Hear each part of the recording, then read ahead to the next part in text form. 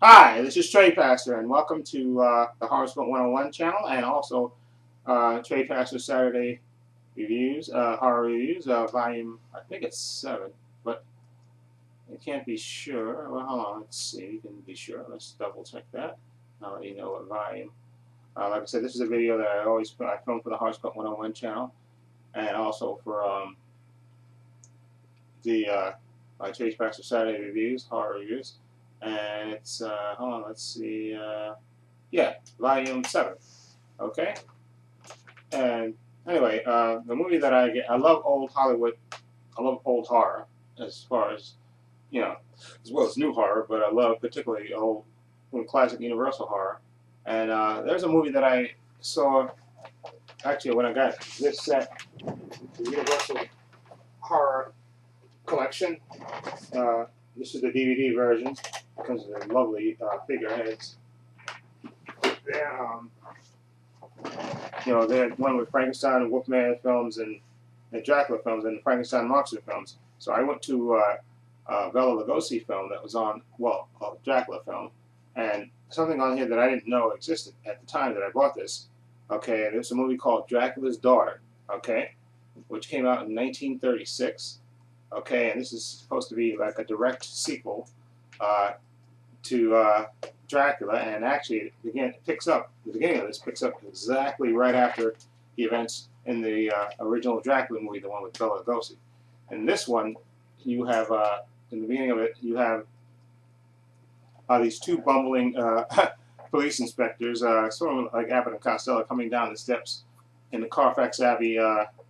It's all quiet, and they come upon Renfield's body, even though if you saw the end of Dracula, that's impossible where he is. But nonetheless, they find Renfield's body, with his broken neck, and of course they're looking around and just, wondering, something else is going to come up, and they make, and one guy is particularly afraid, and then one guy decides to say, let me go check the next room, and then before he does that, out walks Dr. Van Helsing.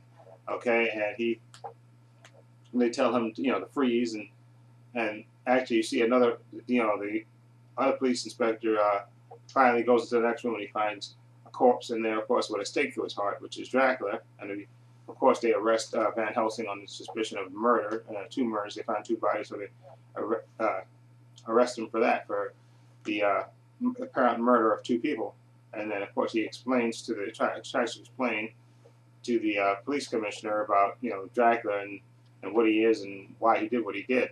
But of course, they're basically telling him, I'm sorry, it's not a defense. I'm Dracula, vampires.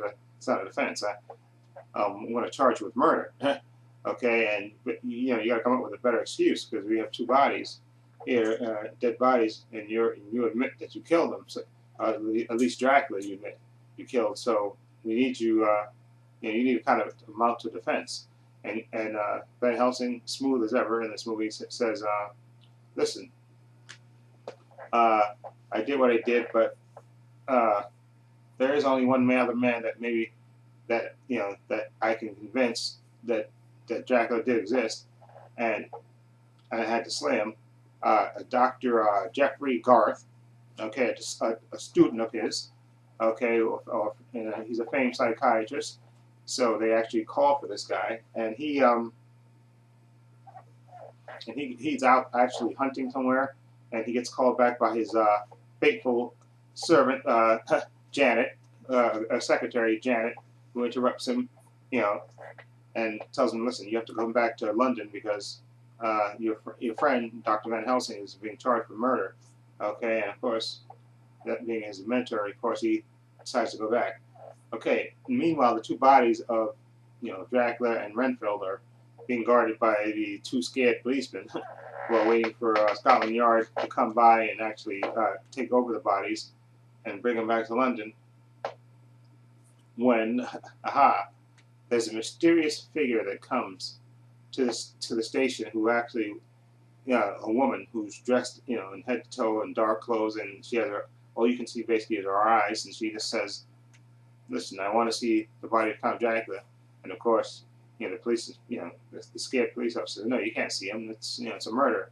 Investigate, you can't see him. And of course, she shows the magic ring, and basically tells him he's going to forget, and next thing you know, he wakes up, and when the next police commissioner comes with the gentleman from Scotland Yard, and that's when he inspects it and then finds out there's only one body there. There's not two bodies. There's only Renfield left. That somebody apparently stole Dracula's corpse. And then later you see out in the middle of some dense, dark forest, you see a fire burning, and you see a woman out in the field basically saying, saying, burning Dracula's body, saying, let the evil pass and shall ever be gone. And then in the distance you see a character, which we'll call Sandor. You see, and he's observing this. And then later you find this character named Sandor, who's sort of like the manservant of this Dracula's daughter. And you find out later she basically kind of monologues a little bit, that she's finally going to be free of all the evil, and that Dracula's dead, and now she can see the light and all this. And then of course, her faithful manservant Sandor reminds her that that he basically kind of tells her, listen, you're still going to see the darkness, and you're still going to see light. You're still Dracula's daughter, basically. So he basically tells her that you're still going to see Dracula's daughter. And of course, sure enough, the next night she gets that feeling in her, that craving, and then she puts in this movie, kind of her going out, she basically puts on her magic ring and wraps herself up again and goes out, and then you see her following following a gentleman, and of course later they find that gentleman, of course, and he's been drained of blood and bite marks on his neck. And then later you find out this character, who we call Dracula's daughter, is actually going by the name Contessa Maya Zelenska. Okay, and she's kind of been welcomed to society, as it were, and where she actually runs into Dr. Jeffrey Groff. He's there as a friend of a society lady, and she introduces herself, and he basically explains to her about the human mind and stuff, and they're talking about Van Helsing's case, about how he's being tried for 2 murders, or 1 murder at least, since they have only the body of Renfield. And she basically becomes intrigued, that he basically tells her, listen, there's, a human mind can train itself to forget things and be free of things, or like open their mind. And she, of course, is interested in it immediately, and she wants to be free of the curse of being Dracula's daughter. But he, of course, he's busy with Van Helsing, and he can't really see her directly. But in the meantime, of course, she has her weakness again, and she goes out again and meets a young lady this time. And this movie is, and you know what happens after she meets the old lady, meets a young lady. This movie is a nice mix of, it has, the serious drama with the Van Helsing being charged with a murder, and it has a nice little undercurrent of comedy in it, because Dr. Jeffrey Groff, him and his secretary Janet, they have kind of this bickering kind of feud, where he gets frustrated with her, and she's always kind of making, needling him all the time, and you can tell they're in love, but they have this back and forth with them. And then you also have Gloria Holton, who plays the daughter of Dracula, who's really good at her part. She's really, dark-haired, brunette, who's, has this air of sadness to her, that she's cursed with being Dracula's daughter, and she wants to be relieved of it, but of course she kind of gives in to her worst nature on several occasions. And then you have Sandor, played by Irving Pechow, who looks very weird. He's dressed up sort of, he's her manservant, and he's not quite a vampire, I think, because there is a moment in the movie where he sees a crucifix and he kind of shields his eyes, but yet you see him protecting her and hanging over Dracula's daughter, the Contessa, and guarding her, when she rests during the daytime. So I think he's sort of half vampire, not, because he actually moves around in the daytime, but she can't.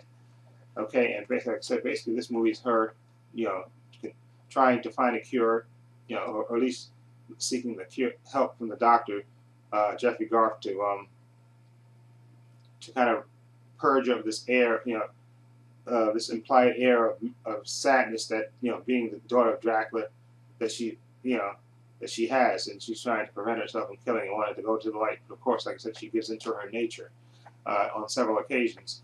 And like I said, you still, like I said, you have that nice mix of a little comedy in there and kind of romantic thing from Dr. Jeffrey Garth and his secretary Janet.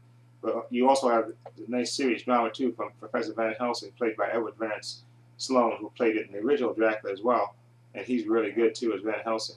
And because I like how confident he is when you know, like normally, like you think he would give in and say, "Listen, okay, this wasn't Dracula that I killed. This is some man that was killing people, and I killed him." But no, he's firm in his belief. Yeah, this is Dracula. Okay, and I killed him for this for this reason. And I like how confident he is. And like I said, you also have the comedy of the two police inspectors, or sort of like the Abbott and Costello. I think Laurel and Hardy is kind of more appropriate in their bumbling and their being terrifyingly afraid, while they're guarding the bodies that they find. Anyway, but I'll give this movie, Dracula's Daughter, like I said, it was had good atmosphere in it, and like I said, the story was pretty much, like I said, then the violence, as it were, is just kind of implied. You don't really see her, but the menace is there. Okay, because one of her victims,